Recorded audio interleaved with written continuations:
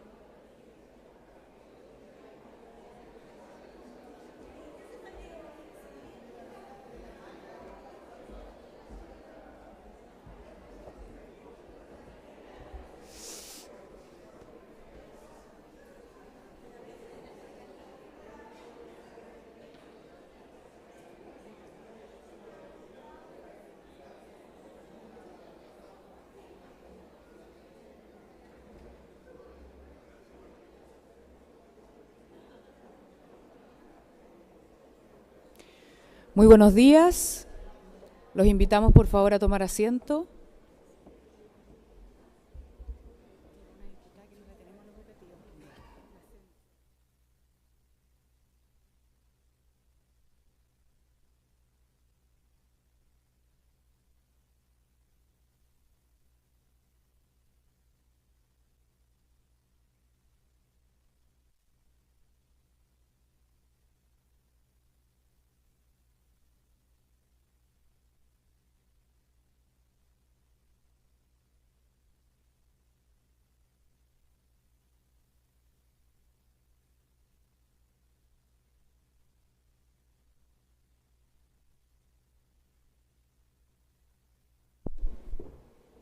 Muy buenos días a todas y todos, le damos la más cordial bienvenida.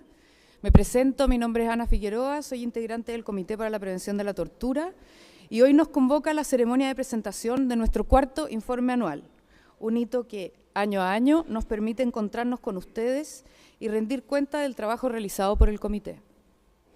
El cuarto informe anual del Comité para la Prevención de la Tortura y otros tratos o penas crueles, inhumanos o degradantes en Chile presenta un análisis del monitoreo efectuado entre agosto del 2023 y diciembre del año 2024 en diversos contextos de privación de la libertad a nivel nacional.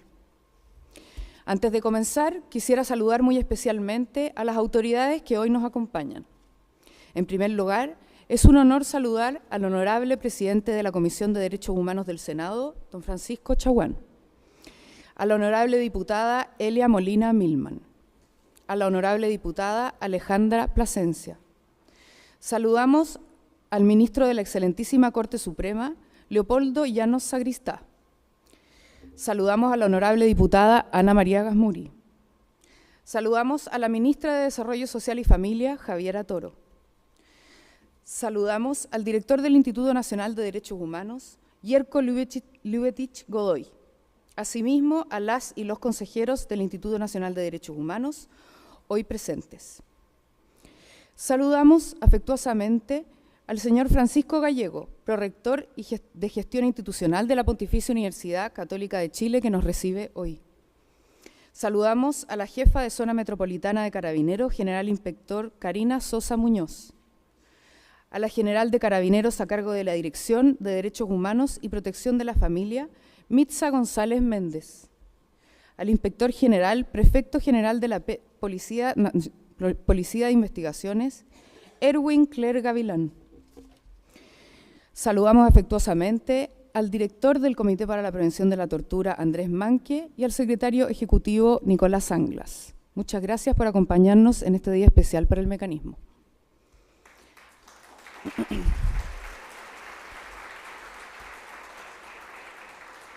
Saludamos además a los representantes del Sistema de Naciones Unidas. Un afectuoso saludo a Jorge Contese, miembro del Comité contra la Tortura de Naciones Unidas. Agradecemos sinceramente que haya escrito el prólogo de nuestro informe anual y que hoy nos acompañe como uno de sus comentaristas. Un saludo al señor Marco Feoli, jefe del Grupo Regional de las Américas del Subcomité para la Prevención de la Tortura de las Naciones Unidas y profesor del Instituto de Estudios Latinoamericanos de la ONU, quien también será comentarista del informe en la jornada de hoy. Saludamos al representante regional adjunto para América del Sur del Alto Comisionado de Naciones Unidas para los Derechos Humanos, Javier Mena. A la jefa de operaciones de la Asociación para la Prevención de la Tortura, Marie Lecam. A Sara Vera, asesora para América Latina de la Asociación para la Prevención de la Tortura. Saludamos muy especialmente a las autoridades y representantes de los mecanismos nacionales de prevención de la tortura de Latinoamérica que hoy nos honran con su presencia. Al embajador, director de la División de Derechos Humanos del Ministerio de Relaciones Exteriores de Chile, Tomás Pascual. Asimismo, a todas las y los directores, instituciones y contrapartes que nos relacionamos a diario. Saludamos especialmente a la directora de Senda, Natalia Rifo, y a la directora nacional de Cernamec, Priscila Carrasco.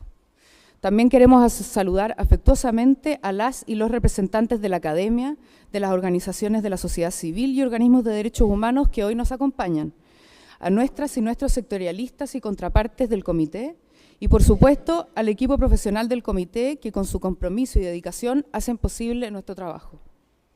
Asimismo, extendemos un cordial saludo a todas y todos los quienes nos siguen a la distancia a través de la transmisión en línea.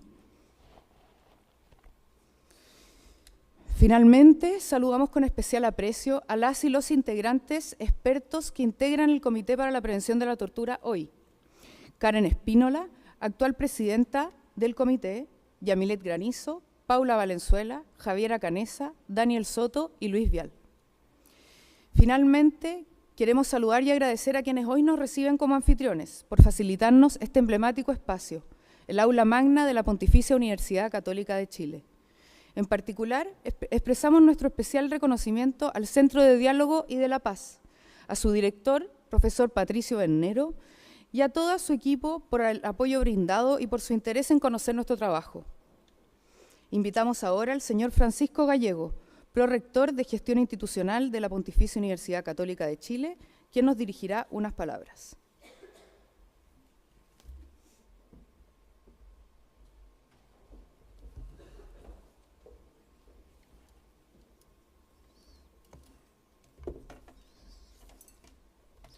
Muy buenos días a todas y todos. Bueno, me sumo a los vocativos ya expresados y les damos una muy cordial bienvenida a la Casa Central de la Universidad. Quiero partir destacando que para nosotros es muy importante acoger no solo el lanzamiento de este cuarto informe anual del Comité para la Prevención de la Tortura, sino que recibir a un grupo tan importante y diverso, ¿no?, de actores de los poderes del Estado, organismos públicos, academia, sociedad civil y organismos internacionales. Es muy refrescante, creo, estar en este lugar tan bonito, ¿no es cierto?, y que este informe recoja, ¿no es cierto?, esta participación de tantos estamentos de la sociedad. Nos alegra, nos emociona y también creo que nos invita a la acción como universidad. Quiero saludar también especialmente al profesor Patricio Berneo y al Centro para el Diálogo y la Paz de la UC por su trabajo en el área que nos convoca hoy.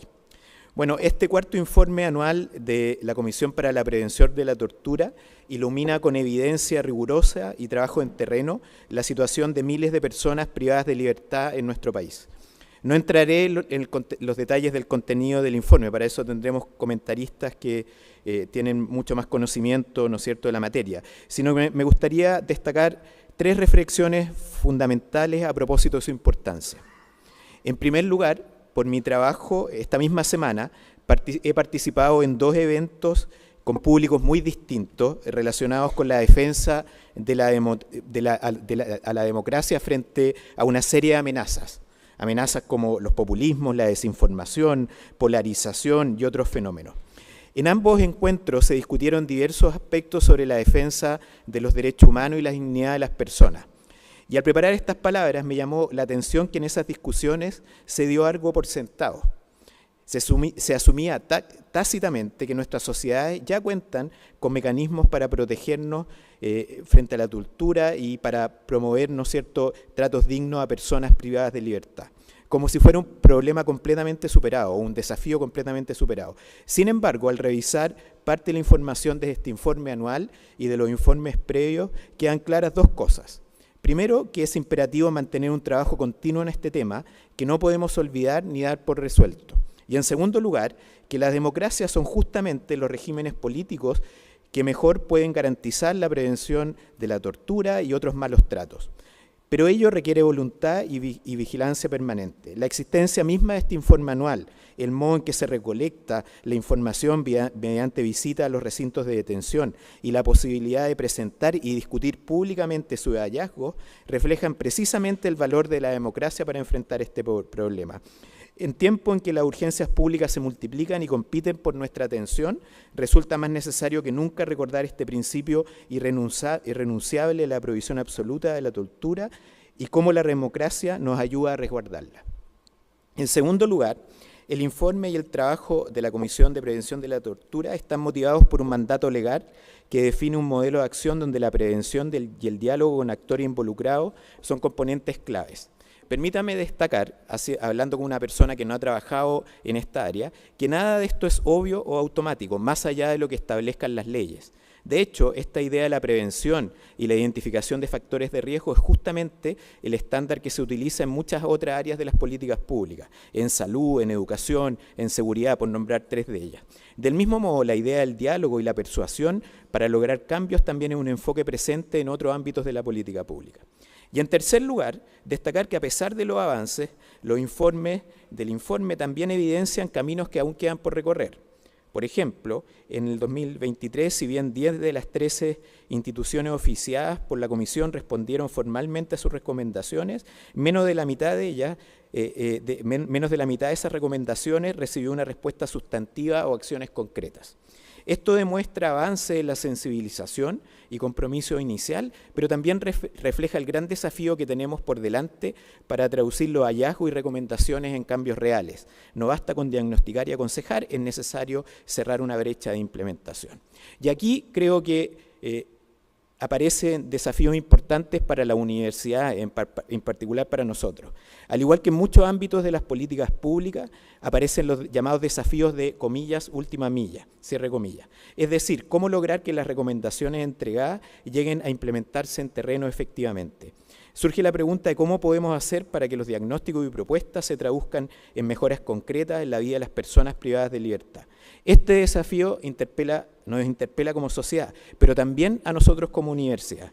Vemos oportunidades en la formación de nuestros estudiantes, en el desarrollo de investigaciones y en la transferencia del conocimiento e incidencia directa para apoyar a la sociedad en el logro de este objetivo. Cuenten con nosotros para hacer esto. Para terminar, quisiera enfatizar que la promoción de los valores que aquí nos reúnen toca aspectos fundamentales de nuestra identidad como universidad. La visión que tenemos propugna el respeto de la dignidad humana en toda circunstancia, tiempo y lugar. Nuestra defensa global de los derechos humanos es la base para aspirar a una sociedad en la que deben caber todas y todos, especialmente las personas más vulnerables o aquellas privadas de libertad, que con demasiada frecuencia quedan invisibilizadas. Este compromiso es central en nuestra misión institucional. De hecho, suele afirmarse que el verdadero respeto de los derechos humanos y a la dignidad de una sociedad se mide no solo por cómo tratamos a la ciudadana o al ciudadano promedio, sino por cómo viven y cómo tratamos a quienes están en los márgenes y en las periferias. En palabras de Dostoyevsky, comillas, el grado de civilización de una sociedad se mide por el trato a sus presos, cierre de comillas. En esta misma línea de pensamiento no puedo dejar de terminar recordando las poderosas palabras del Papa Francisco durante su visita al Centro Penitenciario Femenino de San Joaquín, a pocos kilómetros de acá en Santiago, el año 2018. Abro comillas. Estar privadas de la libertad no es sinónimo de pérdidas de sueños y de esperanza. Ser privada de la libertad no es lo mismo que estar privada de la dignidad, no es lo mismo. La dignidad no se toca a nadie, se cuida, se custodia, se acaricia. Cierre de comillas. Muchas gracias.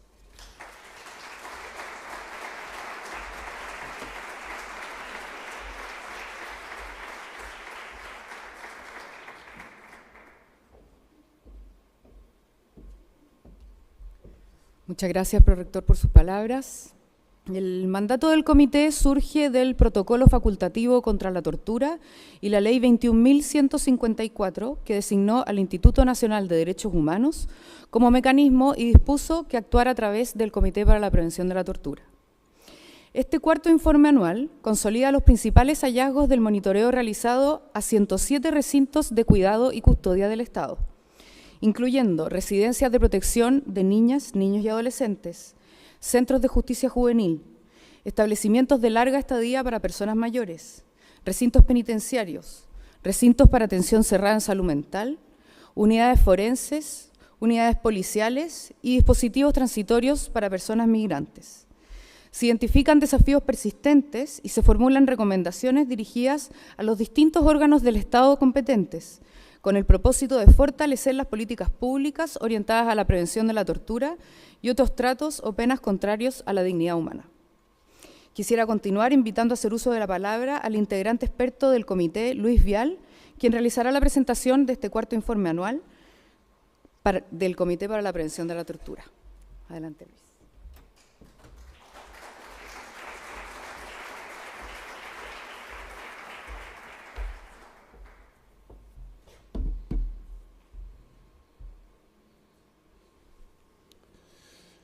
Muy buenos días. Es un honor estar acá después de 4 años prácticamente, ya terminando mi mandato. Quisiera agradecer a los dueños de casa y saludar a todos los que nos acompañan el día de hoy. A todos los servicios públicos que están aquí presentes, con los que trabajamos muy de cerca cuando estamos monitoreando lugares de custodia y cuidado. Pero también cuando trabajamos en conjunto para la implementación y el seguimiento de las recomendaciones que presentamos a través de nuestros informes y también a la sociedad civil, que ha sido fundamental para la creación del mecanismo de prevención de la tortura. Quisiera además aprovechar la oportunidad, aunque esto sea muy interno, de saludar muy especialmente al equipo de trabajo del Comité de Prevención de la Tortura, al grupo de analistas, a los soportes, a los administrativos, que sin ellos esta tarea sería imposible. Ellos son los que preparan las visitas, elaboran los informes, hacen el trabajo de seguimiento, divulgan nuestros hallazgos y capacitaciones. Estos 5 años, desde que ha nacido el comité, son parte de un proceso de aprendizaje. Cuando empezamos no sabíamos cómo hacer el trabajo monitoreo, hemos aprendido un poco a la fuerza. Ha sido un periodo en el cual hemos consolidado una metodología de visita, el manejo de técnicas de entrevista, de recopilación, levantamiento de información, de poder escuchar con empatía a las personas que entrevistamos, de ser capaces de comprender y transmitir su sufrimiento, sus dolores, de proyectar soluciones para superar las brechas que identificamos, nuestro conocimiento sobre las instituciones que visitamos, sobre los estándares de custodia y cuidado que han sido parte de este proceso durante estos 5 años. Mi reconocimiento para el equipo de analistas y todos los trabajadores del CPT. Son el mayor capital que tiene nuestra institución y son los que mantendrán viva la misma. Los integrantes expertos somos aves de paso y los que se mantendrán siempre serán ellos. Espero de verdad que podamos trabajar con más fuerza y con medidas concretas, con el apoyo del Instituto Nacional de Derechos Humanos, para poder garantizar el cuidado de los equipos. Eso es fundamental. Pero este trabajo tampoco sería posible sin el apoyo de las agencias internacionales que nos acompañan, son nuestros aliados estratégicos. No puedo dejar de hacer mención a la APT, la Asociación de Prevención de la Tortura, organismo no gubernamental internacional que nos ha dado a nosotros y a todos los mecanismos de la región el apoyo técnico y las bases para poder justamente trabajar en las visitas. Y además, el día de hoy tenemos una situación muy particular. Hemos logrado reunir acá los 3 niveles de prevención de la tortura. Está con nosotros el señor Jorge Contese, del Comité de Prevención de la Tortura, Marco Fiedoli, del Subcomité de Prevención de la Tortura, y además nos acompañan los mecanismos de prevención de la tortura de 10 países de América Latina: Paraguay, Perú, Ecuador, Uruguay, Costa Rica, Honduras, Argentina, Bolivia, Brasil y Panamá, que se encuentran hoy día en este salón. Chile ha avanzado muchísimo en la implementación de los tratados internacionales de derechos humanos. Ratificó la Convención de la Tortura en septiembre del 88, el protocolo de la Convención en diciembre de 2008. Y en diciembre de 2009 crea el Instituto Nacional de Derechos Humanos. En 2019 se designa el Instituto Nacional de Derechos Humanos como mecanismo. El Comité de Prevención empieza su trabajo el año 2020. Han pasado 5 años. En 2016 se creó la Subsecretaría de Derechos Humanos. Pero no solo eso, se han creado progresivamente unidades de derechos humanos, departamentos de derechos humanos, direcciones de derechos humanos en los distintos servicios con los que trabajamos, con los que monitoreamos conjuntamente en el Comité de Prevención de la Tortura. Esta arquitectura es fundamental para el trabajo que realizamos. Tenemos contrapartes, es importante el nivel técnico de las mismas y también, al igual que nosotros, han venido aprendiendo respecto de cómo implementar nuestras recomendaciones y nuestros hallazgos.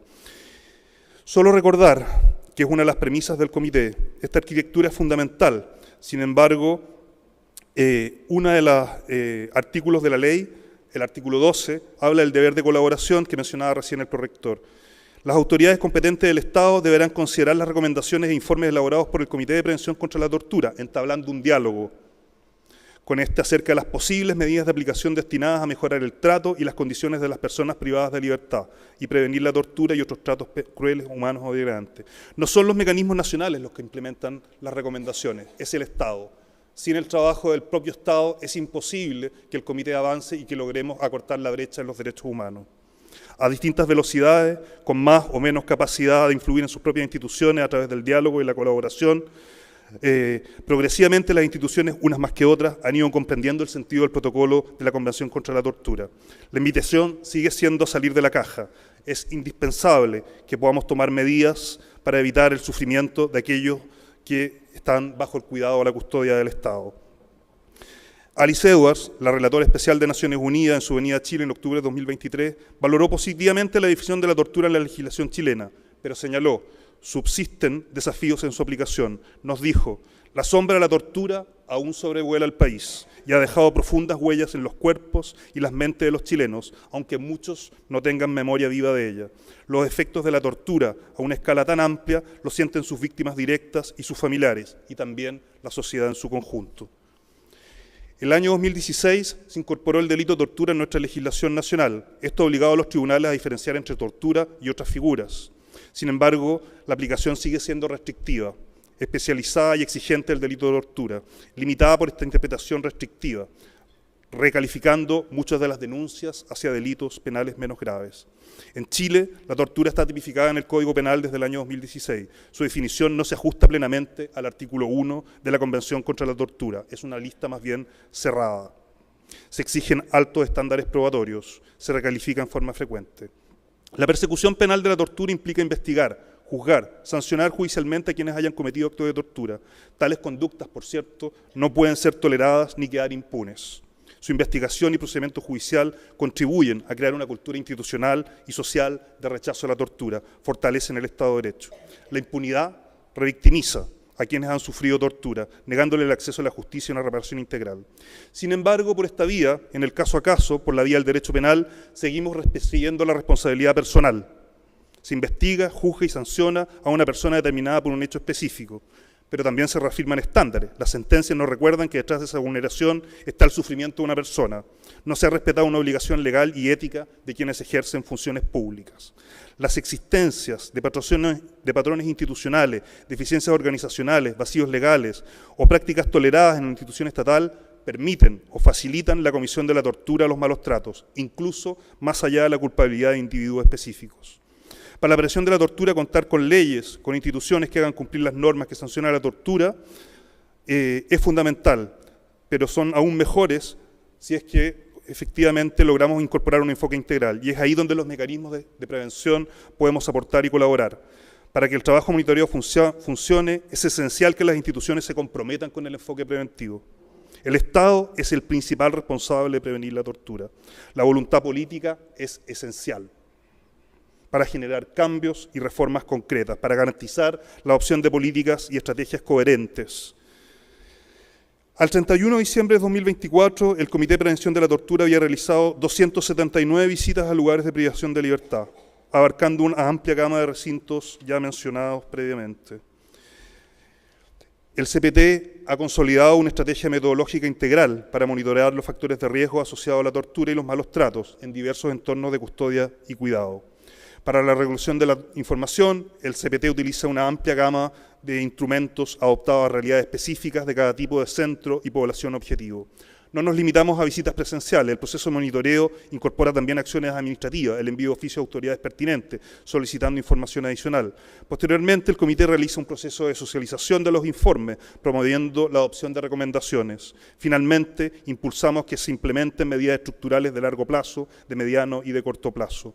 Este informe anual se desarrolla en 4 capítulos. Me referiré principalmente al primero, que da cuenta del monitoreo realizado por las distintas áreas de trabajo. El capítulo 2, a través de varias secciones temáticas, propone una mirada más profunda que analiza los factores de riesgo que propician la ocurrencia de tortura y malos tratos en unidades forenses de Chile, la necesidad de atención primaria de niñas, niños y adolescentes institucionalizados en distintos sistemas, el uso del régimen de máxima seguridad y los riesgos asociados al aislamiento prolongado en los recintos penitenciarios de adultos, el uso de armas menos letales y su desafío para los derechos humanos, además de las dificultades observadas en la tramitación del proyecto de ley sobre uso de la fuerza y sus implicaciones para la prevención de la tortura.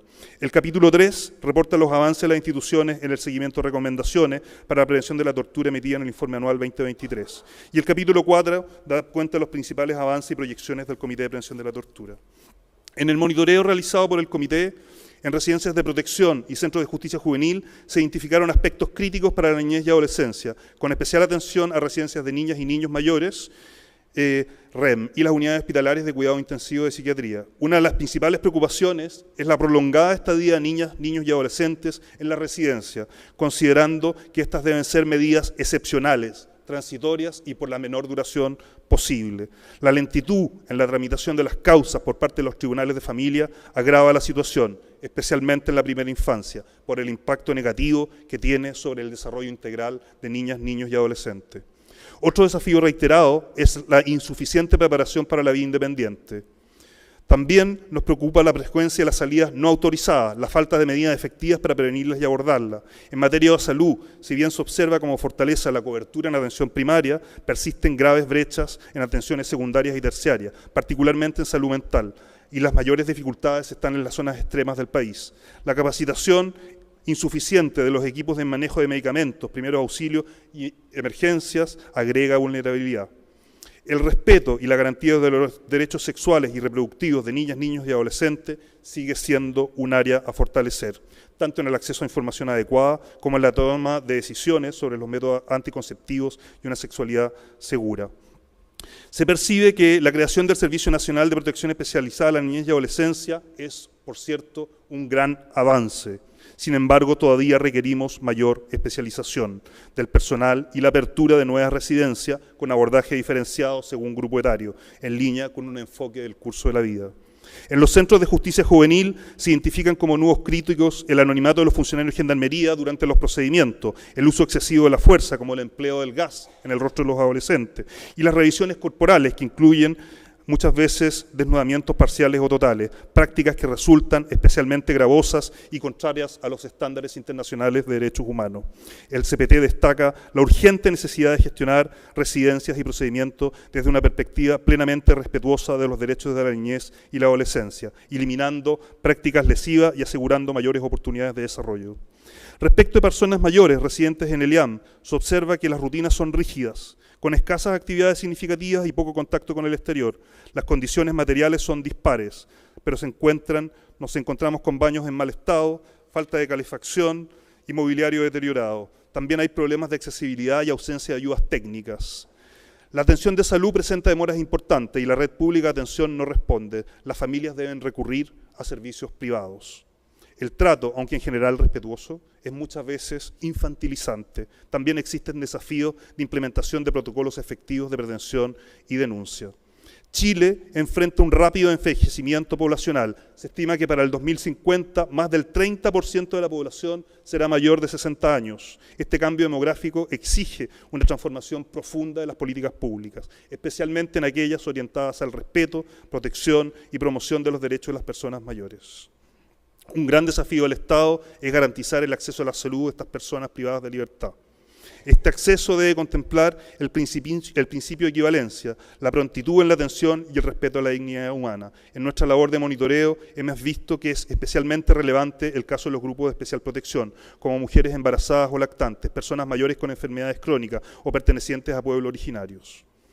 Desde sus inicios, el Comité para la Prevención de la Tortura ha considerado prioritario el monitoreo de recintos vinculados a la salud mental. En 2024, el CPT profundizó su labor en las unidades forenses, dispositivos cerrados destinados a personas derivadas por orden judicial para peritajes o cumplimientos de medidas de seguridad. Estas unidades, ubicadas en recintos penitenciarios y también en hospitales, albergaron durante el monitoreo a 254 personas. La frontera entre custodia y cuidado en estos lugares es especialmente difusa, lo que exige un abordaje especializado y respetuoso de los derechos humanos. Durante las visitas a los 7 establecimientos nacionales con unidades forenses, el CPT detectó graves deficiencias estructurales, programáticas y en la protección de derechos. Las principales preocupaciones fue la extensa lista de espera para los peritajes, lo que obliga a personas con trastornos de salud mental a permanecer semanas o meses en unidades penitenciarias, agravando su condición y exponiéndolos a riesgos de agresión o deterioro emocional. Ante la falta de cupos, algunos tribunales ordenan que personas bajo custodia y gendarmería sean ingresadas en hospitales generales, lo que altera las rutinas y los procesos de otras personas especializadas. La comunicación con el exterior es limitada, dificulta el contacto para quienes carecen de recursos, no existen mecanismos confidenciales y accesibles para presentar quejas y las personas internadas suelen desconocer sus derechos. En paralelo, el CPT ha priorizado el monitoreo de los dispositivos asociados a procesos de desinstitucionalización, siguiendo los lineamientos del Plan Nacional de Salud Mental 2017-2025, que apunta a que todas las personas que residan en hospitales psiquiátricos o clínicas de larga estadía, que vivan en familias o dispositivos comunitarios. El CPT enfatiza que solo el fortalecimiento del diálogo y de la colaboración entre el Ministerio de Salud, Servicios de Salud, Tribunales de Garantía, Defensoría Penal Pública, Ministerio Público, Gendarmería y demás actores institucionales se puede avanzar en el cumplimiento efectivo de estas recomendaciones. El área Función Policial monitorea recintos policiales, específicamente de Carabineros de Chile y la Policía de Investigaciones de Chile, quienes están a cargo de la custodia de personas durante las primeras horas de la detención. En sus primeros años de funcionamiento se propuso recorrer todo el país, para contar con una línea base del estado de las unidades policiales y comprender las particularidades regionales. Hasta la fecha hemos visitado 13 de las 16 regiones del país. Entre los principales hallazgos destacan los avances en condiciones de habitabilidad y seguridad al interior de las unidades policiales. La formación de funcionarios de derechos humanos ha mejorado, sumado a la creciente presencia de cámaras de seguridad, que no solo disuaden malas prácticas, sino que facilitan la supervisión y la corrección de procedimientos. A pesar de estos avances, se mantienen problemas significativos. Persisten deficiencias en limpieza e higiene, evidenciadas en malos olores y deterioro en los calabozos. En varios recintos sigue siendo limitada la información clara sobre derechos y procedimientos. El procedimiento de revisión de vestimenta, Carabineros ha implementado nuevas instrucciones y se ha avanzado en la marcación de espacios y supervisión por videovigilancia. Persisten dudas e inquietudes entre los funcionarios sobre cómo proceder correctamente ante sospecha de ocultamiento de objetos prohibidos. Ante esta situación, el CPT recomienda recurrir a exámenes médicos realizados por profesionales de la salud en casos sensibles. El aumento de los problemas de salud mental entre las personas detenidas también representa un desafío. El personal ha evidenciado desconocimiento en el abordaje de personas con esos diagnósticos, lo que puede afectar negativamente el trato otorgado. Destaca como avance la reciente circular de Carabineros sobre atención en crisis o autolesiones. Otro foco importante es la sobrecarga laboral y el estrés del personal policial, especialmente en zonas extremas. Escasez de dotación, turnos largos, afectan su salud y potencialmente la calidad del trato hacia las personas bajo custodia. Se reconocen avances en implementar turnos de 8 horas, aunque en algunos contextos prevalecen sistemas más extensos. El momento de la aprehensión y el traslado de los detenidos sigue siendo uno de los puntos más vulnerables para la integridad de estas personas, ya que suele producirse fuera de la vista pública y sin suficientes registros. Esto facilita posibles abusos. En cuanto a los nuevos actores en la seguridad pública, la mayor participación de la Policía Marítima, las patrullas municipales plantean desafíos adicionales, especialmente por la variable capacitación de estos agentes y la desigual distribución de recursos. Si bien las unidades policiales muestran mejoras paulatinas en infraestructura, vigilancia y formación en derechos humanos, persisten desafíos estructurales. El CPT enfatiza en la importancia de intensificar los esfuerzos en formación continua, protocolos claros y supervisión independiente.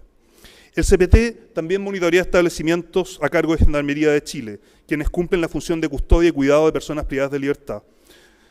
No podemos dejar de mencionar la criticidad en que se encuentran las cárceles de nuestro país. Pasamos de 38.000 personas en el sistema cerrado el año 2021 a 63.000, es decir, el sistema ha crecido sobre el 60% y estamos alcanzando tasas históricamente altas, sobre los 300 presos cada 100.000 habitantes. Las personas privadas de libertad en la cárcel sufren estas consecuencias y son gravísimas. Es una población altamente vulnerable, más vulnerable cuando se trata de mujeres, niñas y niños que residen junto a sus madres en recintos penitenciarios, cuando se trata de personas migrantes pertenecientes a la comunidad LGBT o con problemas de salud mental.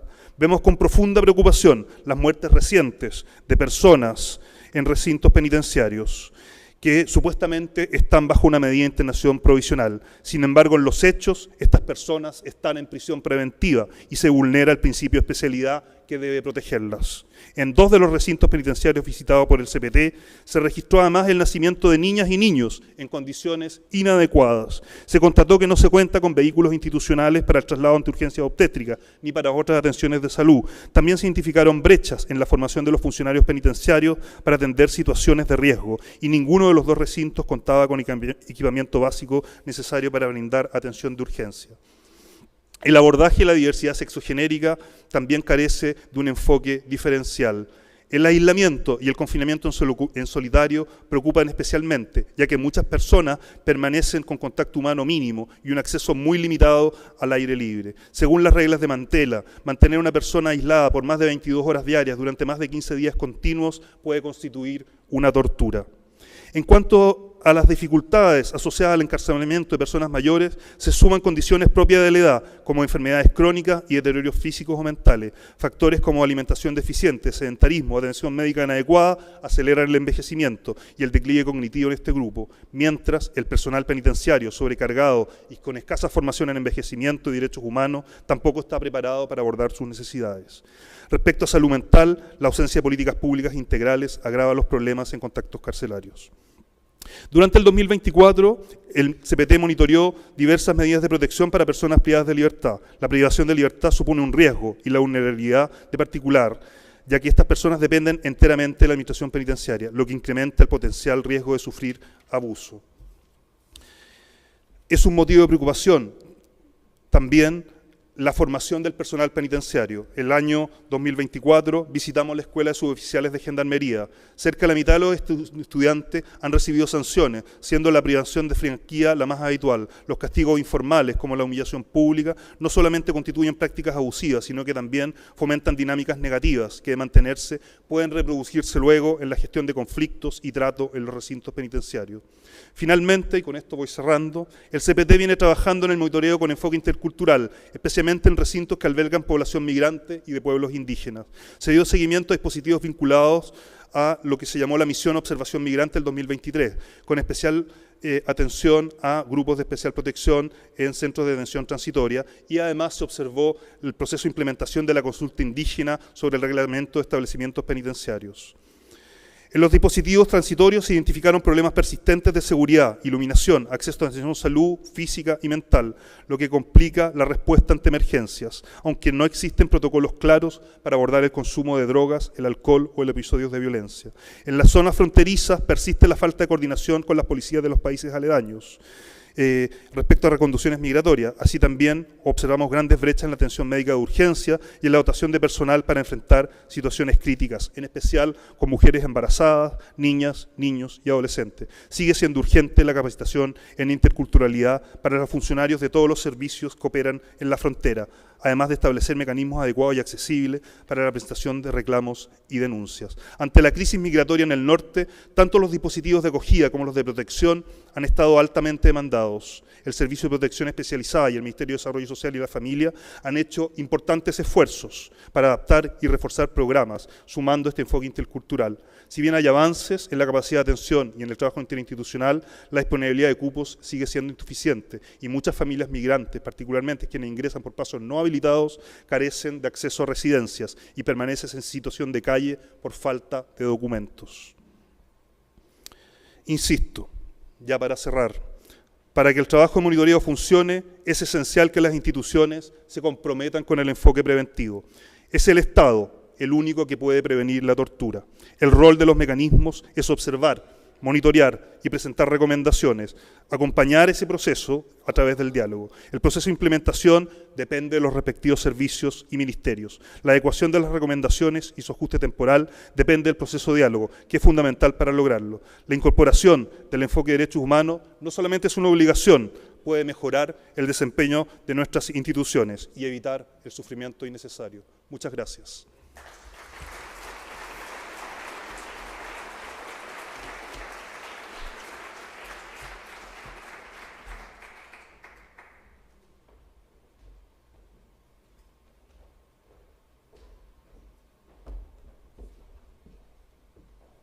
Muchas gracias, Luis. Ha llegado el momento en esta ceremonia en que se realiza la entrega oficial del cuarto informe anual del CPT. Invitamos a subir al escenario a las expertas del comité Javiera Canesa y Yamilet Granizo, quienes harán entrega del informe. Invitamos a subir al escenario para recibir un ejemplar de este informe al ministro de la Corte Suprema, Leopoldo Llanos, a la ministra de Desarrollo Social y Familia, Javiera Toro, al presidente de la Comisión de Derechos Humanos del Senado, Francisco Chaguán, y a la presidenta de la Comisión de Salud de la Cámara de Diputadas, Elia Molina.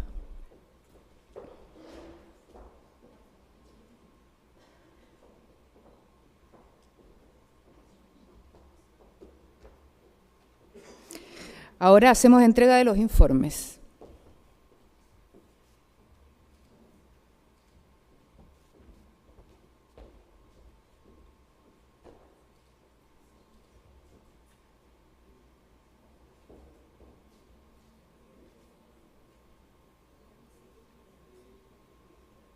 Muchas gracias. Antes de regresar a sus asientos, los invitamos a tomar ubicación para una foto oficial.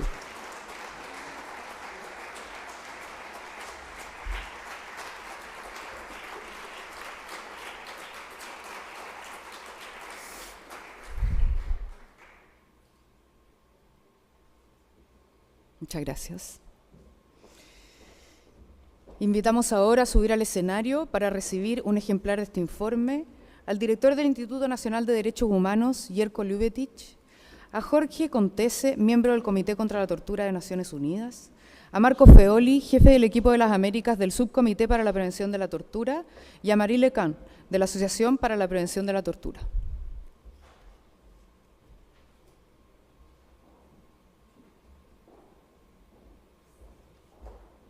Ahora hacemos entrega de los informes.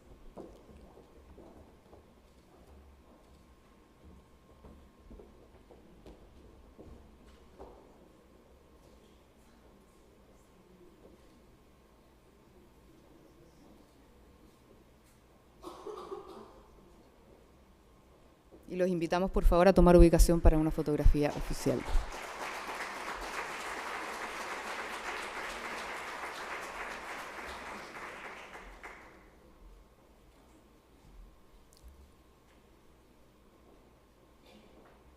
Muchas gracias. A continuación, los invitamos a ver un video institucional enfocado en los hallazgos y recomendaciones del Comité para la Prevención de la Tortura.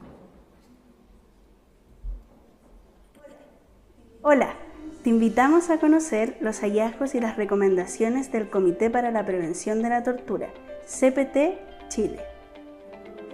El comité considera fundamental difundir su propósito y los objetivos que persigue. Por esta razón, en cada visita aprovecha la oportunidad de dialogar con actores locales de diversas instituciones y organizaciones públicas, académicas y de la sociedad civil para explicar su labor, resaltar los hallazgos obtenidos y proponer mejoras en las condiciones de vida de las personas bajo cuidado y custodia del Estado. El comité también interviene cuando surgen preocupaciones sobre el funcionamiento de los establecimientos visitados, aportando una perspectiva distinta y visibilizando aspectos no siempre evidentes para las instituciones. Además de señalar las brechas existentes, resaltamos las buenas prácticas, que a menudo no son reconocidas como procesos exitosos y que contribuyen a generar un ambiente positivo y a trabajar de manera efectiva. Nuestra labor es de carácter preventivo, enfocada en anticipar y prevenir la tortura y los malos tratos, y modificar factores que contribuyen a su ocurrencia. Contamos con facultades legales, la Ley 21.154, que nos permiten realizar nuestras labores de forma efectiva, como solicitar información y acceder a los lugares de privación de libertad. Las recomendaciones del comité, dirigidas a diversas instituciones del Estado, buscan fomentar un trabajo colaborativo y establecer acciones concretas a corto y mediano plazo para prevenir la tortura y los malos tratos. Estas son una herramienta clave para generar cambios y forman parte de un proceso constructivo basado en el diálogo. Es esencial que las instituciones comprendan la importancia de este trabajo conjunto y nos envíen sus acciones y compromisos que asumen ante las recomendaciones. Año tras año, revisamos los niveles de cumplimiento, avances y desafíos pendientes. El seguimiento e implementación de las recomendaciones es tan importante como el monitoreo mismo. El objetivo de las recomendaciones es abordar los factores de riesgo y las causas profundas de la tortura y los tratos crueles, inhumanos o degradantes, a través de un enfoque integral que permita prevenir su ocurrencia y resolver problemas sistémicos. Prevenir la tortura es una responsabilidad compartida que involucra a todas las personas e instituciones con el fin de construir una sociedad que respete la dignidad humana y garantice la vida libre de tortura y malos tratos. Para conocer más sobre los informes de visita y las recomendaciones emitidas por el comité y descargar el informe anual, visita nuestra página mnpt.cl.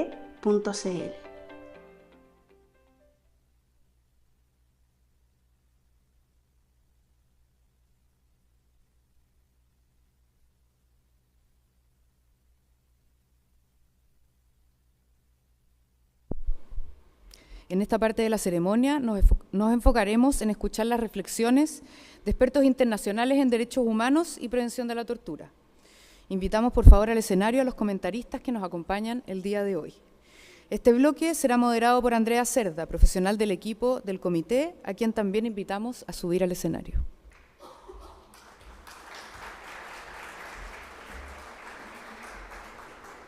Invitamos a Marco y a Jorge, por favor.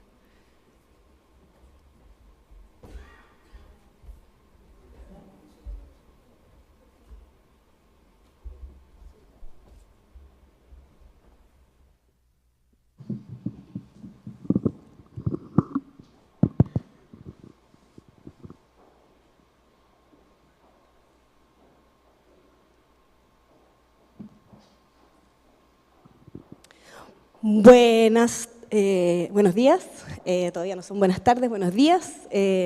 Mucho gusto de tenerlos acá, muy agradecida también de su presencia y de la disponibilidad hoy día para compartir sus reflexiones en torno a nuestro informe anual. Se me ha encomendado moderar este panel que tiene por objetivo profundizar en los hallazgos y las recomendaciones y conversar un poco más sobre el contenido de nuestro informe.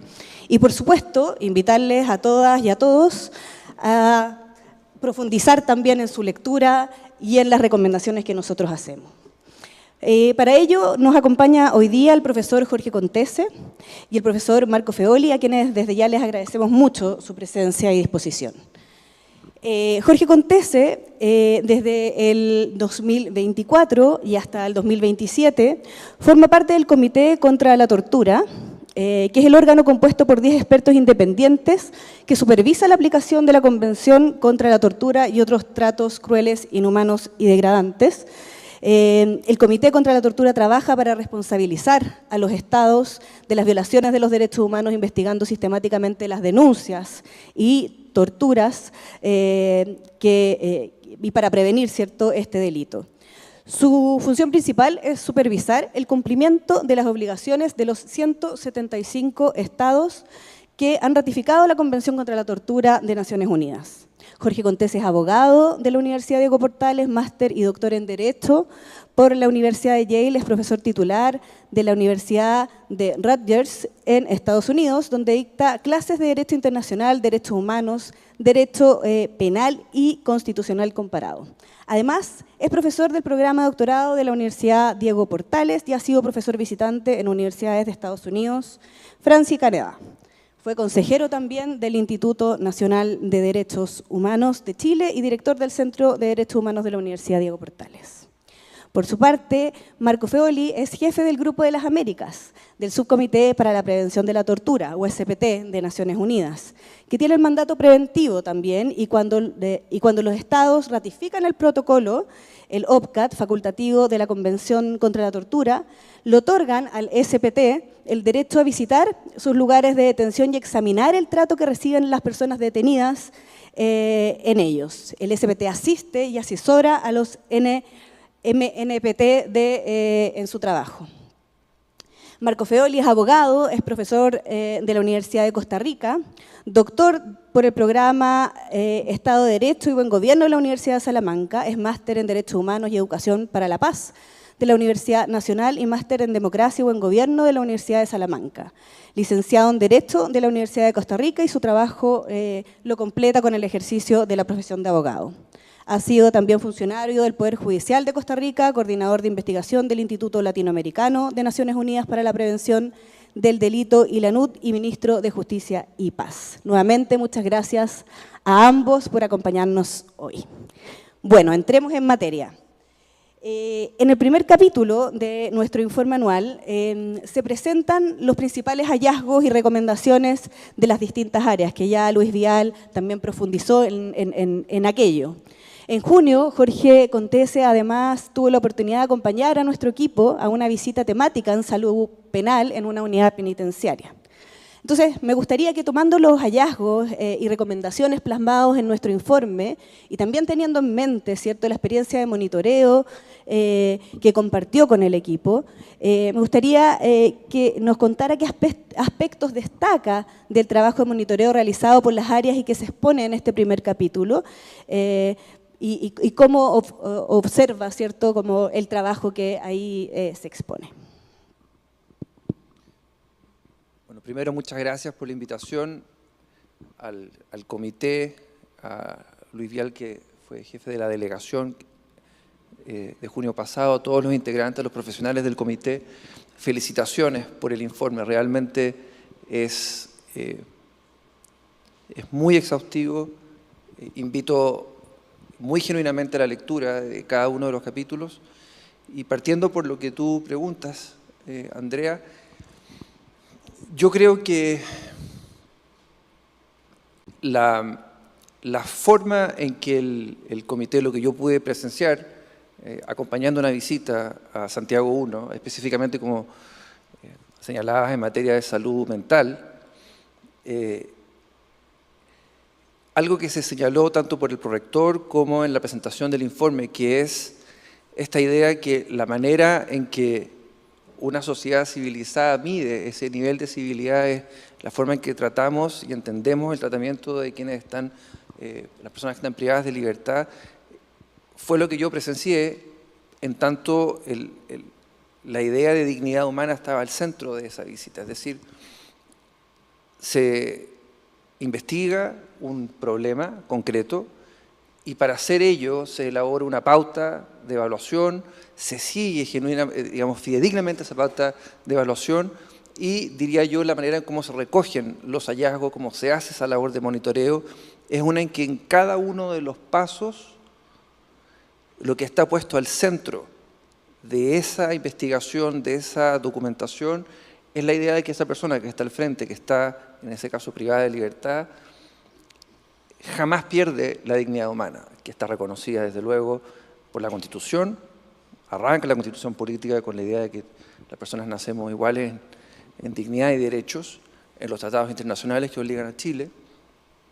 Y me parece a mí, y esto es lo que quisiera compartir, es que esa idea, que es algo tan específico respecto de cómo se hace la labor de monitoreo en un centro de privación de libertad, en este caso un centro penitenciario, escala, en tanto acá estamos presentes dos funcionarios del sistema de Naciones Unidas, ¿verdad? Escala hacia esos estándares internacionales que Chile se ha obligado libre y soberanamente a respetar, a promover y a proteger. Es la reflexión que yo hago en el prólogo que señalaba Luis Vial, y es que la labor del Comité de Prevención de la Tortura, me parece, se hace tan importante. ¿Por qué? Porque por una parte, es un escalón de este entramado institucional que es primero el Comité contra la Tortura, del que formo parte, pero que no tiene la atribución de visitar lugares y por lo tanto hace un descanso, por así decirlo, en el subcomité de prevención, que sí tiene esa facultad desde el nivel internacional, pero que sin el último escalón, que es posiblemente el más importante en esta idea de hacer aplicable y materializar los estándares internacionales, es la labor que hace el CPT, o la que hace un mecanismo nacional de prevención, ¿verdad? La idea de prevenir la tortura es lo que yo quisiera, elaborar como algo que hila los hallazgos que describió muy detalladamente Luis en su presentación.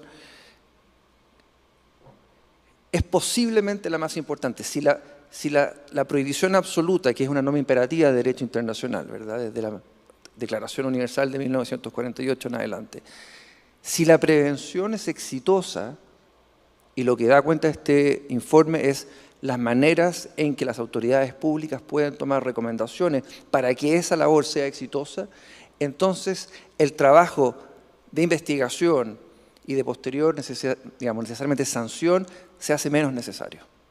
Y eso es lo que uno debiera aspirar.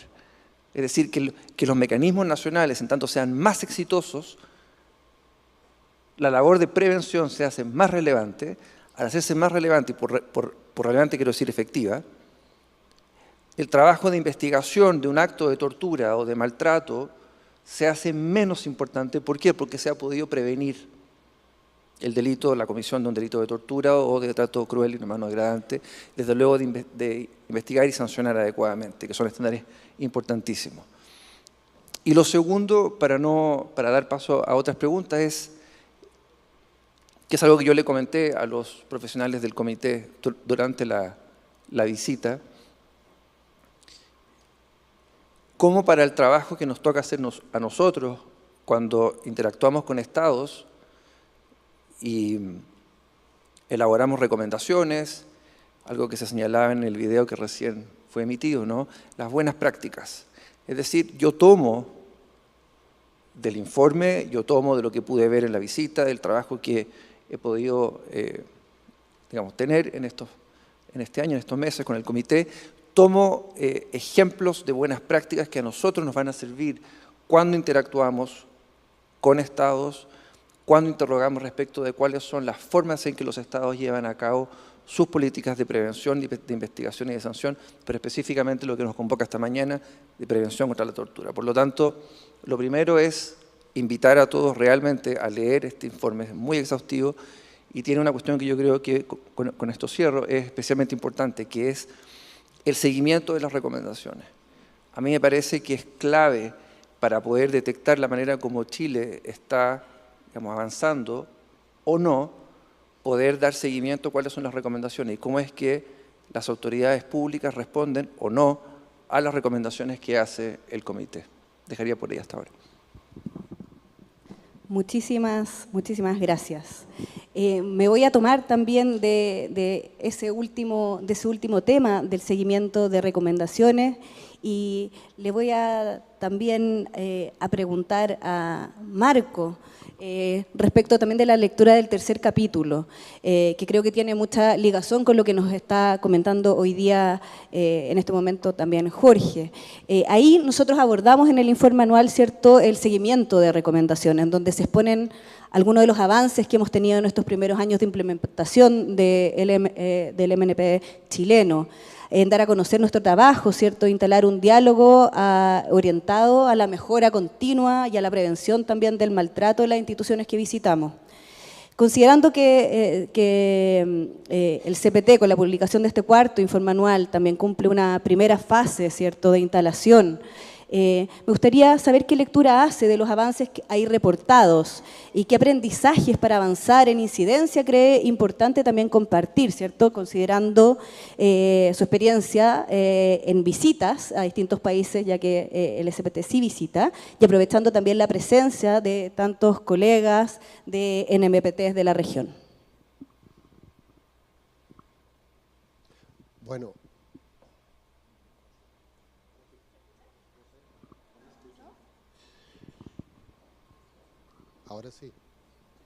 Ahora sí, ok. Bueno, antes que nada, muchísimas gracias por la invitación. Un saludo a las autoridades que acompañan hoy al comité a la presentación de este informe. Yo quisiera también saludar a los miembros de los mecanismos de prevención de la tortura de América Latina que están aquí presentes. Creo que esto da realce a la actividad de hoy, más allá de lo simbólico. Por supuesto, agradezco también a las autoridades de la universidad por recibirnos en un lugar que es tan simbólico y tan histórico, creo que para todas las universidades de América Latina. Yo vengo de una universidad que acogió durante la dictadura a muchos chilenos exiliados y de hecho nuestro anterior director era chileno, así que mi universidad creo que tiene también unos vínculos históricos muy fuertes con Chile. Y también quisiera saludar, antes de contestar a la pregunta, Andrea, porque escribí algunas cosas, porque si no me lío mucho y hablo más de la cuenta y sé que el tiempo está restringido. Quiero saludar, no sé si lo hay, pero quisiera pensar que aquí o a través de las redes sociales haya familiares de personas que han estado privados de libertad o personas que hayan estado privados de libertad, que puedan seguir la transmisión de esta actividad, porque creo que al final de cuentas esto tiene sentido si llega a las personas que verdaderamente sufren o han sufrido algún tipo de maltrato o de tortura, por supuesto, en alguna situación de privación de libertad.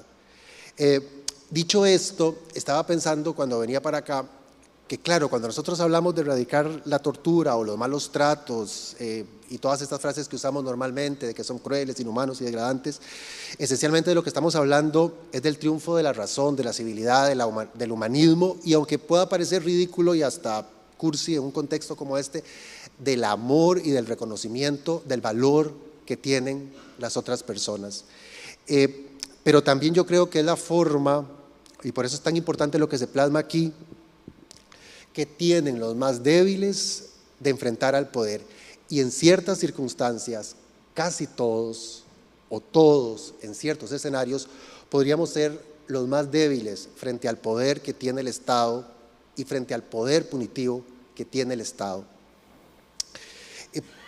Porque más allá de lo que pueda decir la teoría sobre cuál es el origen del Estado y cuál es su finalidad, y creo que en un país como Chile esto se puede entender muy bien, a quienes ejercen el poder muchas veces los mueven pulsiones y fines que no siempre son virtuosos ni legítimos.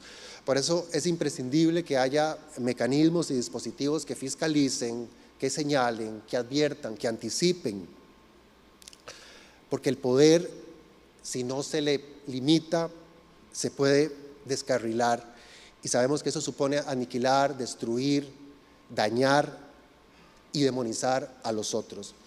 y finalmente despojarlos de su dignidad y convertirnos en una sociedad esclavizada en la que unos están sometidos al poder de los otros. Yo creo que los hallazgos y las recomendaciones que ustedes hacen en el informe, en este cuarto informe anual, deberían verse desde dos perspectivas. Uno tiene que ver con toda la documentación que hacen ustedes de sus hallazgos, que creo que son fundamentales, sobre todo para los hacedores de políticas públicas. Aquí afortunadamente, y créanme que esto no pasa en toda América Latina, lo cual creo que es muy valioso y lo cual creo que hay que subrayarlo. La presencia de autoridades de los distintos poderes del Estado es una señal valiosísima, no solamente para el trabajo que hacen estas personas, para el trabajo que hacen ustedes, que es un trabajo muy difícil, porque lo diré más adelante, pero es además un trabajo muy impopular, sino también porque tienen ustedes allí herramientas valiosísimas para poder conducir o reconducir algunas políticas públicas para la protección y la tutela de las personas que están en alguna situación de privación de libertad. Y también creo que es importante para visibilizar justamente el trabajo de una institución que es todavía joven. El Comité para la Prevención de la Tortura de Chile es todavía una institución joven, y creo que la gente sepa qué es lo que ustedes hacen y por qué existen tiene también un valor mayúsculo.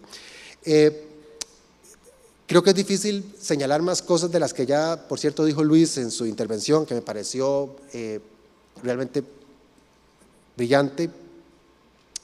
Pero hay algunos aspectos que ustedes mencionan allí sobre los que a mí me gustaría hablar. Ustedes, por ejemplo, el tema de la máxima seguridad es un tema que me pareció muy importante, sobre el que me parece muy importante reflexionar, y los riesgos que esto implica. También destaco la descripción que hacen ustedes sobre los recintos psiquiátricos. Creo que esto también es un aspecto muy importante, porque muchas veces cuando nosotros hablamos de privación de libertad, la gente suele asociarlo exclusivamente a quienes están en las cárceles.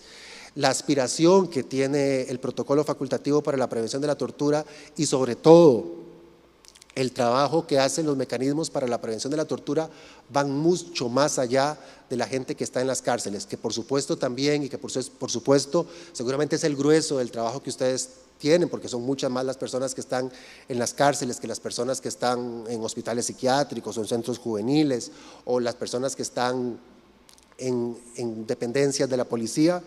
Pero sí que es verdad que hay otras instancias que también tienen que ser fiscalizadas por el mecanismo, justamente porque las personas que están allí no están voluntariamente.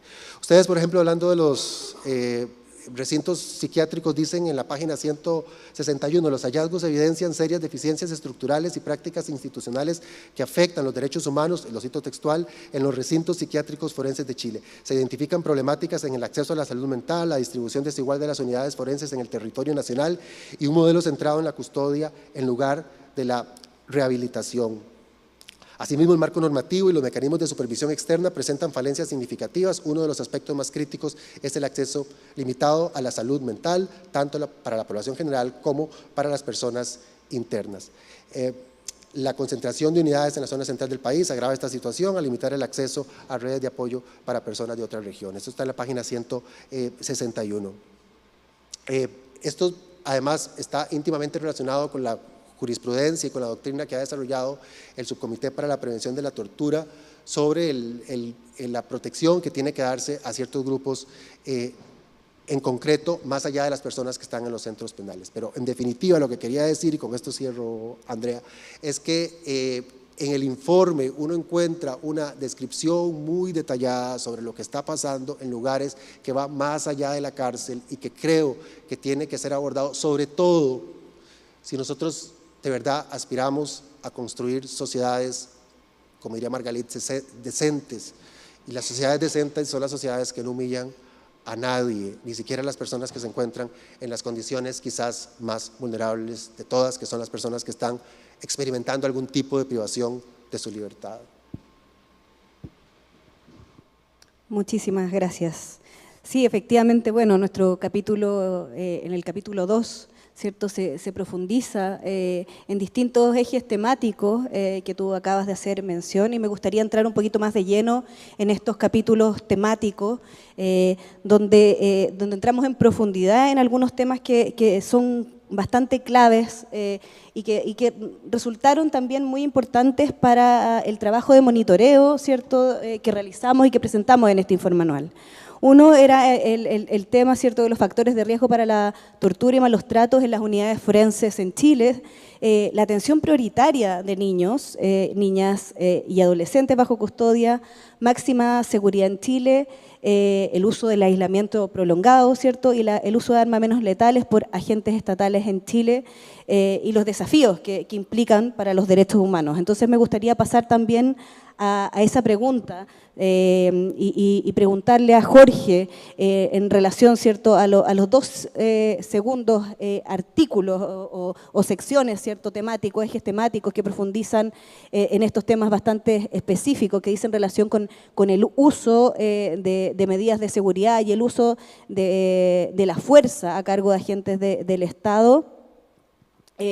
¿Cuáles son los hallazgos más importantes de estas secciones según su lectura y qué reflexiones les suscita respecto de los desafíos que enfrentan los estados hoy para implementar políticas de seguridad conforme a estándares internacionales de derechos humanos?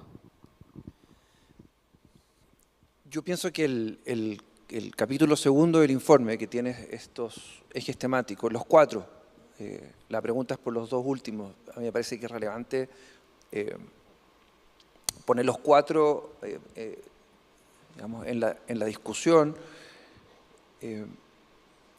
porque lo que hay ahí es algo que el informe, y a través del informe del comité hace muy bien, que es, esta es la foto que venimos sacando, ¿no? Esto es lo que hemos hallado, lo que hemos monitoreado en las visitas que hacemos, y luego nos informan respecto de cómo esos hechos, esas fotos, esos hallazgos que se van documentando, dan origen a estos ejes temáticos. A mí me parece que esa reflexión un poquito más, con un poco más de distancia respecto de los hechos específicos, es extremadamente relevante. Estamos en una universidad, aprovecho de saludar a la Universidad Católica, no solo por albergarnos en esta hermosa sala, pero más por el compromiso respecto de la cuestión pública, ¿no?, de poner a disposición de la discusión, de la deliberación pública, lo que es esta conversación que queda frecuentemente relegada.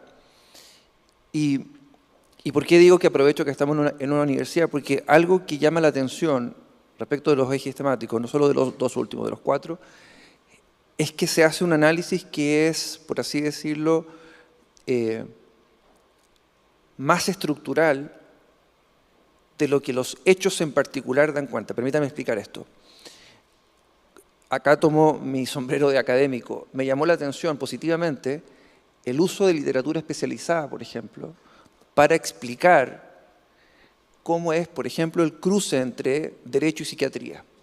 Esto es parte del eje temático 1, yo sé que la pregunta es por los 2 últimos, pero permítame enfocarme respecto de cómo el CPT pone a disposición del público una reflexión, no solo una documentación de hechos, sino una reflexión respecto de ciertos problemas que la disciplina del derecho y la disciplina de la psiquiatría a veces se encuentran. A propósito, por ejemplo, de la reforma el año pasado del artículo 458 del Código Procesal Penal, lo que hay ahí es no solo ejemplos de hechos particulares, sino una problematización que invita a la reflexión, y si hay estudiantes en esta sala, yo espero que lo hayan, acá hay espacios para elaborar investigación académica importante, que va a tener impacto real en la vida de las personas, de quienes están privados de libertad, de manera voluntaria o involuntaria. ¿Por qué? Porque lo que hace el informe a través de los ejes temáticos es, como digo, tomar cierta distancia respecto de los hechos para poder documentar y reflexionar sobre cuáles son los alcances, por ejemplo, de ciertas reformas legales que son recientes, cómo esas reformas han tenido impacto o pueden impactar hacia futuro, respecto del uso, de la ocurrencia de tortura o de malos tratos, respecto a eso del eje temático 1, pero con cada una de las cuestiones que el informe presenta. En materia de aislamiento prolongado, ahora sí respondiendo directamente, y del uso de armas menos letales. La semana pasada fue la celebración, la conmemoración del aniversario de la República de Francia. Y el embajador francés, hizo una reflexión respecto de las similitudes entre Francia y Chile. Yo no vengo a hablar de Francia, pero ¿por qué traigo esto a colación? Porque en la última sesión del Comité contra la Tortura de Naciones Unidas, en abril pasado, nos tocó revisar a Francia. Dentro de los estados partes de la Convención, me tocó a mí ser relator de Francia, y lo que es especialmente relevante a efectos de los ejes temáticos que están puestos acá, es cómo estos son problemas que no son propios de Chile, que no son ni siquiera propios de América Latina, que no son ni siquiera propios de países que diríamos en vías de desarrollo. Países desarrollados, miembros permanentes del Consejo de Seguridad de Naciones Unidas, como Francia, lidian con problemas similares. El sistema de Naciones Unidas se preocupa por esos problemas y lo que hay acá, no solo como hechos, sino como ejes temáticos, a mí me parece que, de nuevo, volviendo a mi primera reflexión, es relevante porque lo que hace es permitir informar a ese sistema universal respecto de las formas locales en que los países que se han dado institucionalidad de derechos humanos, yo diría bastante sofisticadas, en el caso de Chile, hacen frente a esos problemas que son no locales, sino globales. ¿Por qué recordé Francia? Porque el uso de armas menos letales, porque el uso del aislamiento prolongado fueron dos de los temas que más atención suscitaron en el diálogo que tuvimos con la delegación del Estado. Por lo tanto, siendo una coincidencia, felicito al comité por levantar estos temas de manera, digamos así, reflexiva, que invitan no solo a dar cuenta respecto de hechos en particular, sino de tomar una sana distancia para pensar cómo es que estos pueden llegar a ser patrones estructurales y cómo es que, por ejemplo, el uso de armas menos letales, que no hemos pensado nosotros necesariamente desde el punto de vista de los malos tratos o eventualmente incluso de la tortura, el uso de estas armas, tal como está documentado en el informe, podría llegar a constituir actos de malos tratos o de tortura. Y lo último, ¿por qué es relevante esto? Además, ya casi volviendo mi sombrero de miembro del comité, porque Chile prontamente será examinado por el comité. Desde luego yo voy a estar inhabilitado para ello, pero este tipo de información es extremadamente importante para la labor que desde el Sistema Universal, tanto el comité como el subcomité, realizan cuando, en el caso del comité, le toque entrar en diálogo con el Estado chileno y elaborar recomendaciones, ¿no?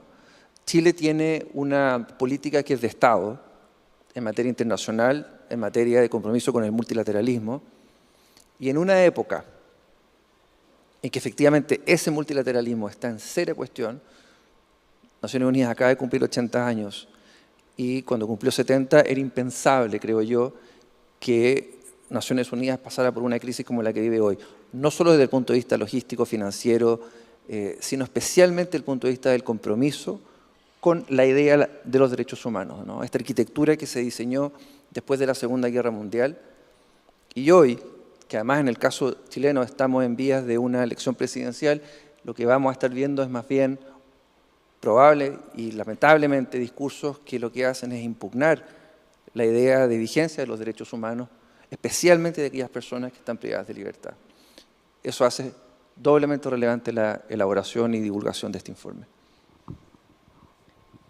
Muchísimas gracias. Qué importante lo que menciona respecto también como de la importancia, ¿cierto?, de poder darle contenido, ¿cierto?, y forma a lo que sucede en lo local para informar, ¿cierto?, el funcionamiento de problemas locales o que pueden informar también la prevención de la tortura en otros espacios, en otros lugares, en otros territorios.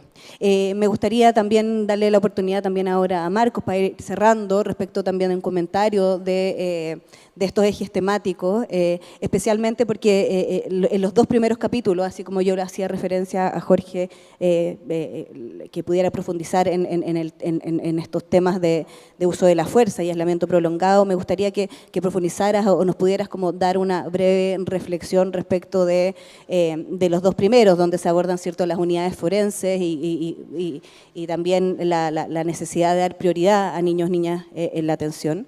Entonces ahí yo creo creo que es importante también vincularlo con un trabajo, con el trabajo reciente que también viene haciendo el SPT, a la luz de la observación, ¿cierto?, número 1, realizada por el SPT, donde nos invita, ¿cierto?, a abrir un poco la visión respecto de los lugares, y lo que tú mencionabas también en tu primera intervención, respecto de que la privación de libertad es mucho más que las cárceles, va mucho más allá de eso. Entonces, te invito también a esa reflexión.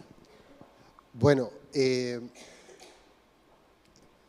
querría volver un segundo nada más a la pregunta inicial que vos decías, porque sí hay lo que me parece muy importante de este informe, que ojalá ustedes puedan leerlo y ojalá que puedan acceder a él en la página web, es que además es un informe que está formalmente muy bien presentado, y yo creo que eso ayuda muchísimo cuando uno tiene que acercarse a temas que además son difíciles, y creo que eso tiene un mérito enorme. Poder explicar cosas feas con palabras bonitas y digamos a través de una forma gráficamente atractiva, creo que tiene mucho valor. Volviendo a la pregunta inicial sobre que ustedes también señalan avances que ha habido en los últimos años, por ejemplo, en el tema de las policías, que se me olvidó decirlo en la pregunta anterior, de avances que ha habido en las unidades policiales, por ejemplo, con el uso de cámaras de seguridad, lo cual, digamos, es una garantía de que se pueden prevenir los malos tratos o la tortura directamente en centros de detención, porque es una forma que se tiene para controlar el ejercicio de la fuerza que se puede hacer en esos espacios. Pero también ustedes en los capítulos siguientes, cuando hablan de espacios concretos y de lugares concretos y hacen señalamientos concretos, ya hablábamos algo de la máxima seguridad, que es uno de los espacios más difíciles de explicar y es uno de los espacios más destructivos que hay para cualquier persona. Estoy convencido de que no hay nada peor que le pueda pasar a un ser humano. Creo que nada puede ser peor para un ser humano que estar en una unidad de máxima seguridad. Ni siquiera digo en una cárcel, que ya de por sí lo es.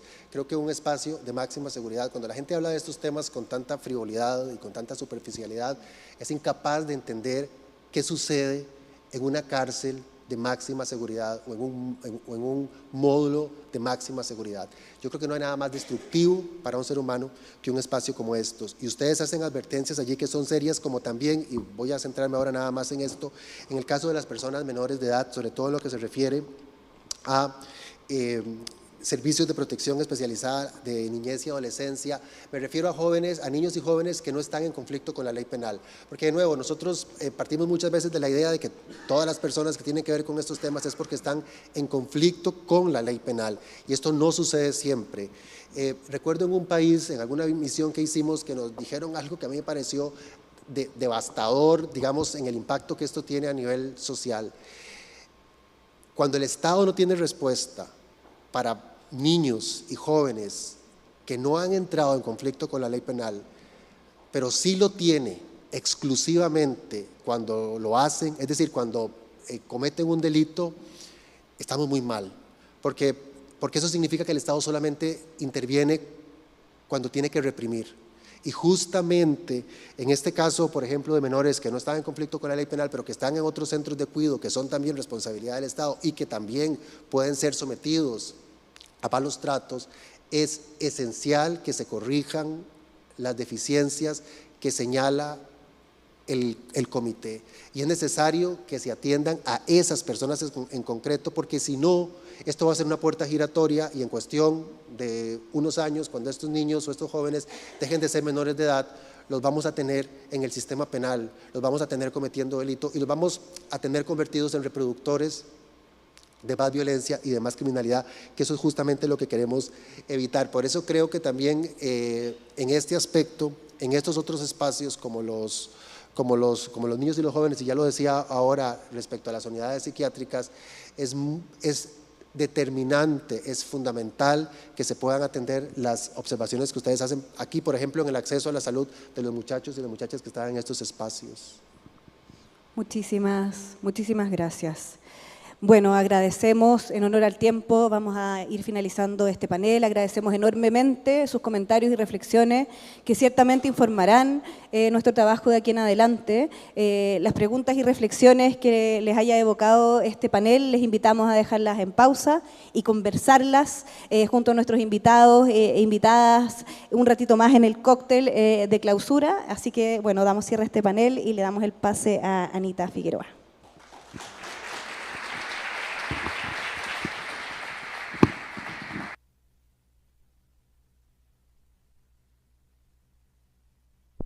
Bueno, muchas gracias por su análisis y comentario, que ponen en perspectiva nuestro trabajo local desde una mirada global, y creo representar a todos los asistentes para decir que es muy enriquecedor escuchar el reconocimiento que se hace de nuestro trabajo y de la importancia de la coordinación entre todas las instituciones nacionales e internacionales aquí presentes para avanzar hacia la prevención de la tortura. Para finalizar, invitamos a este escenario a la actual presidenta del Comité para la Prevención de la Tortura de Chile, Karen Espínola, para realizar una reflexión final.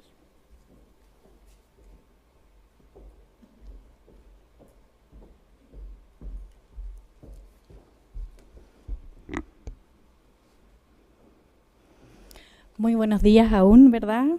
A todos y todos los presentes. Quisiera comenzar, reiterar nuestro más sincero agradecimiento a todos y todas que hoy día nos han acompañado en esta extensa jornada. Para nosotros este es un hito fundamental como comité. El lanzamiento del cuarto informe anual nos alegra profundamente poder compartirlo, porque no se trata solo de compartir información. Se trata de invitar a un espacio de reflexión colectiva sobre todos los aprendizajes y desafíos que hemos acumulado en estos 5 años. Entre agosto de 2023 y diciembre del 2024, el equipo del comité llevó a cabo un esfuerzo significativo para dar cumplimiento con el mandato que nos otorga el protocolo facultativo de la Convención contra la Tortura, realizando más de 100 visitas a diferentes recintos. Estas visitas reflejan una visión integral del monitoreo y se alinean con todos los estándares internacionales, y especialmente con el artículo número 3 de la observación número 1 del Subcomité de Prevención contra la Tortura, que impulsa una visión ampliada del concepto de privación de libertad, considerando todos los lugares, tanto públicos como privados, en los cuales tengamos personas bajo custodia estatal.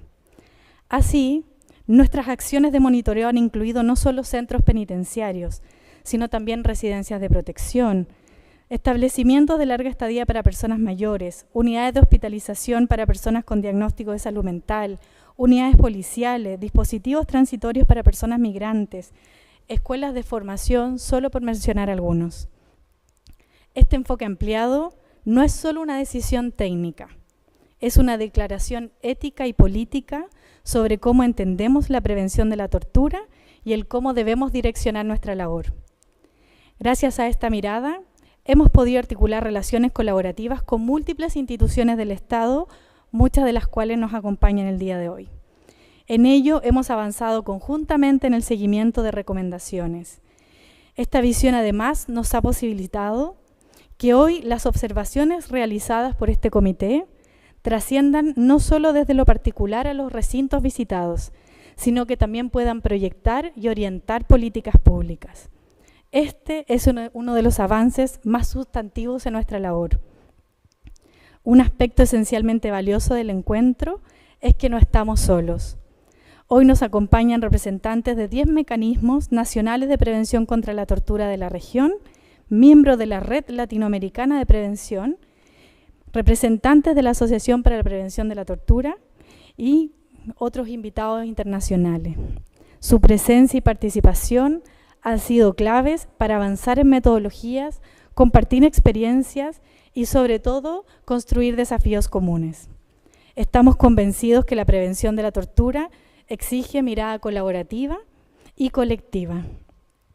Quisiera agradecer también la casa que nos recibe de la Universidad Católica, al director del INDH y los consejeros también que hoy día nos acompañan, y especialmente al equipo del comité, sus analistas de contenido, la Secretaría Ejecutiva y todo el equipo de apoyo que ha hecho posible no solo este evento, el trabajo en los monitoreos, sino también porque resaltan su rol y su compromiso con la defensa de los derechos humanos. Agradezco asimismo a mis colegas expertos que durante estos 5 años han liderado con dedicación este trabajo, sentando las bases de lo que hoy nos permite seguir avanzando con solidez. Quienes recientemente hemos asumido esta responsabilidad, Daniel Soto, Paula Valenzuela y quien les habla, lo hacemos con mucho entusiasmo, responsabilidad y convicción que el Comité de Prevención contra la Tortura es una herramienta valiosa para generar transformaciones reales. Sabemos que el camino no ha sido fácil, pero ha traído grandes aprendizajes y tenemos en ello la oportunidad para seguir fortaleciendo nuestra labor y asumir los desafíos venideros. Destacamos entre ellos el poder reflexionar y aprender de la experiencia acumulada, incorporar nuevas estrategias y enfoques ad hoc a las líneas que hoy comienzan a ser relevantes. Avanzar en reconocer la interseccionalidad que atraviesa la distinta labor y fortalecer entornos reflexivos conjuntos que inviten y apunten al trabajo intersectorial e interinstitucional. Profundizar los espacios de colaboración con contrapartes institucionales, más allá del seguimiento de recomendaciones. Queremos establecer diálogos permanentes.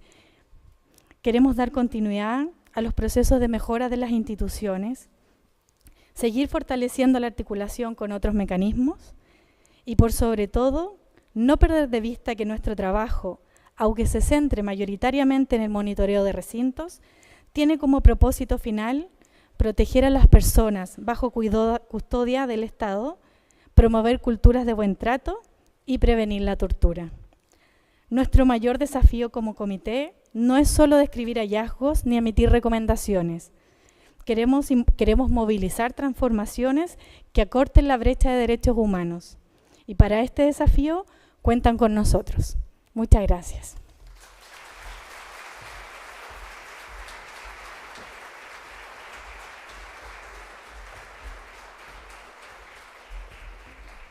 Bueno, muchas gracias a todas y todos por participar en este lanzamiento del cuarto informe anual. Agradecemos afectuosamente al Centro de Diálogo y la Paz de la Universidad Católica y a todas las personas que se conectaron a través de la transmisión de streaming. Les informamos que este informe anual ya se encuentra disponible en el sitio web del comité www.mnpt.cl. Los invitamos también a seguirnos en nuestras redes sociales, @MNPT-Chile, donde registramos buena parte de nuestras acciones, publicación de informes y actividades. Y por último, los invitamos a todos los asistentes a un cóctel y les deseamos una buena tarde. Muchas gracias.